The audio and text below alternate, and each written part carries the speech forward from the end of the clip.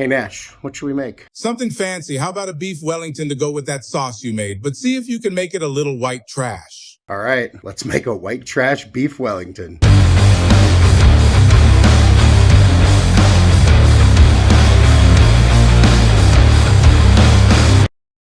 Today, we're making white trash beef Wellington. Look, beef Wellington is an iconic dish. You know, obviously it's Gordon Ramsay's signature dish and his is delicious. If you've never been to one of his restaurants and tried it, you should. If you've never made it, you should. I've made it a few times. It's kind of a process, but it's freaking delicious. But I also know that there's kind of a high cost of entry to play that game.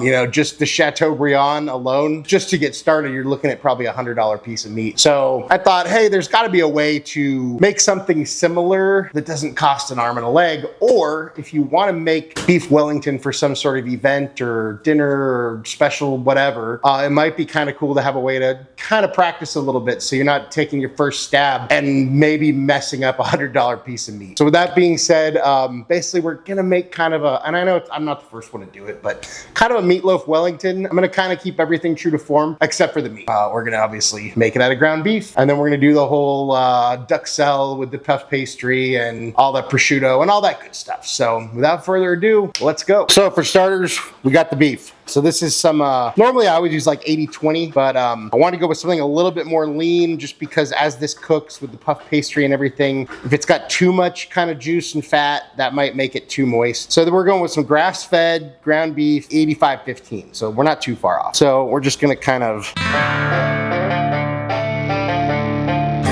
to our beef, we are going to add 2 eggs, about a tablespoon of granulated garlic, about the same of Italian seasoning, a little bit less than a tablespoon of black pepper, some smoked paprika, and I'll put all the ingredients down below. And then normally I put in a bunch of ketchup, but I'm trying to keep the moisture to a minimum here, so I have some tomato powder, and then we will use a little bit of ketchup as well. And then we have some shredded carrots. I would recommend probably putting some shredded onions or diced onions in here too. I'm just gonna leave them out because of Nash. About a cup of Parmesan cheese and about a cup of breadcrumbs. And then we just mix this all together. I would recommend probably just cooking this in like a loaf pan at like 350 until it's done, probably about 45 minutes. But I kind of really want that cylinder shape like you get from a Chateaubriand. So we're gonna sous vide this. I don't know if this is a great idea, but that's what we're doing. So bear with me here. We're gonna wrap it up in plastic and then vacuum seal it and hopefully get that nice cylinder shape of your typical, not the single serving, but you know, the big beef Wellingtons, like the classical style. Probably know how much I despise plastic wrap, but that's what we're gonna do. That's kind of what I want. Okay, sort of cylinder shape here. Now I'm just gonna poke a few holes and then wrap it again. Now let's put this in the vacuum seal bag. And then let's get this all vacuum sealed. Now we're just gonna go ahead and put it into our water bath at 165 for 3 hours.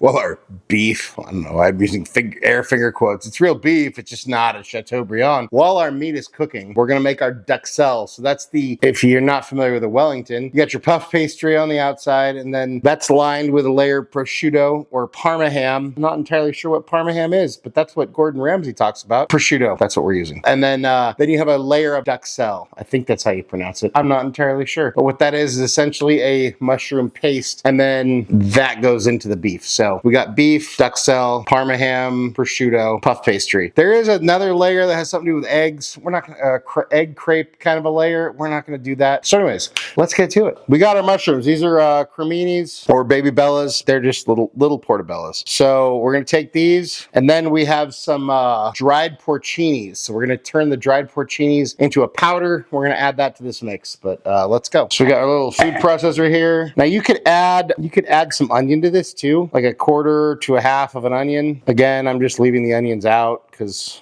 I'm sharing this with my dog Nash. I'm sorry, my producer Nash. So in a pan with a little bit of oil, we're just gonna go ahead and put our mushrooms here. And our goal here is to remove all the moisture. We have a lot of salty elements here with the prosciutto and that Parmesan cheese that we put into the ground beef. So I'm just gonna do a little bit of salt, like a lot less salt than I would normally do in anything, to be honest. And then a little bit of fresh cracked pepper.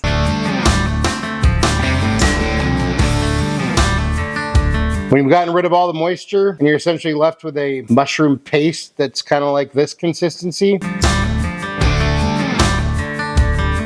then you can kill the heat and set this aside. So with our meat done, we're gonna use a lot more plastic wrap. Of course, this recipe has a ton of plastic wrap. My favorite. So now we're gonna lay down a nice layer of prosciutto. And overlap about, I don't know, 50%.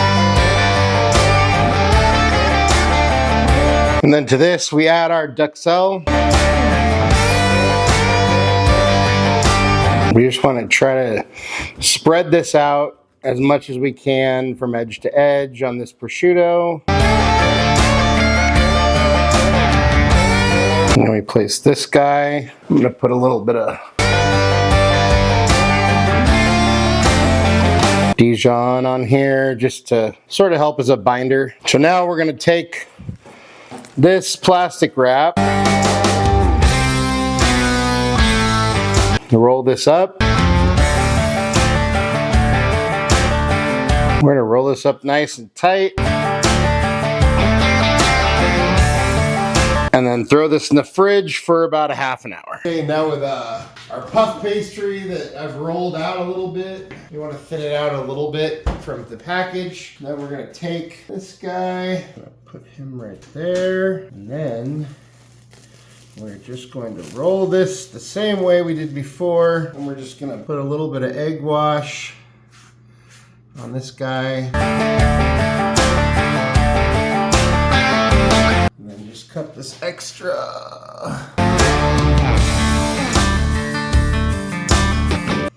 So then we're going to take this, we're going to give it an egg wash. And then we're going to take this and wrap it up one more time.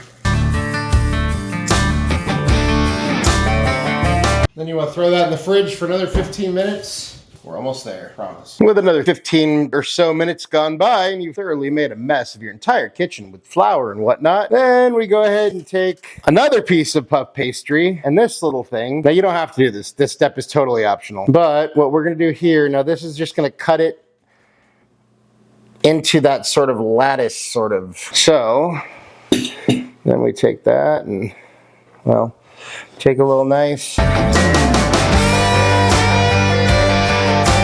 I'm excited because this is the first time I've ever got to use this tool. I'm not really sure what other applications it has.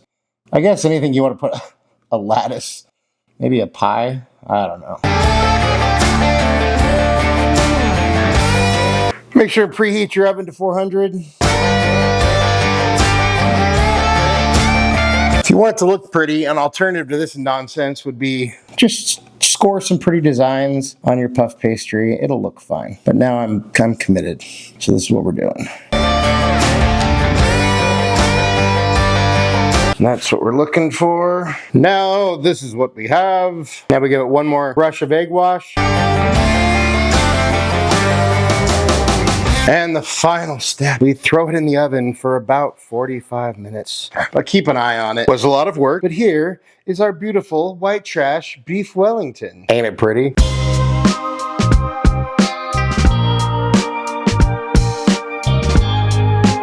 Now, I suppose we should cut it open. So, let's see how this goes.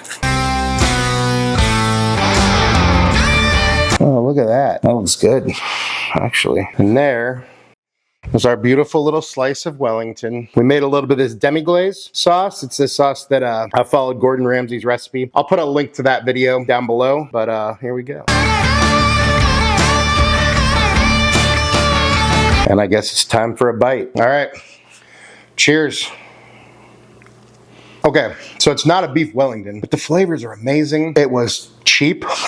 It looks really nice. And again, the flavors are amazing. It's just different, but I would highly recommend trying this out. I know it's a lot of steps. I would not spend the hours this takes to make dinner for you and your dog, personally, although I just did that. However, if you wanted to practice making a beef Wellington, or if you just wanted to make something cool for like a holiday or a party, or just to impress some friends or family, I would highly recommend making this. It's totally worth it. It's so good. It looks amazing. It tastes as good as it looks. That being said, let's see what Nash thinks. Sit. Good boy.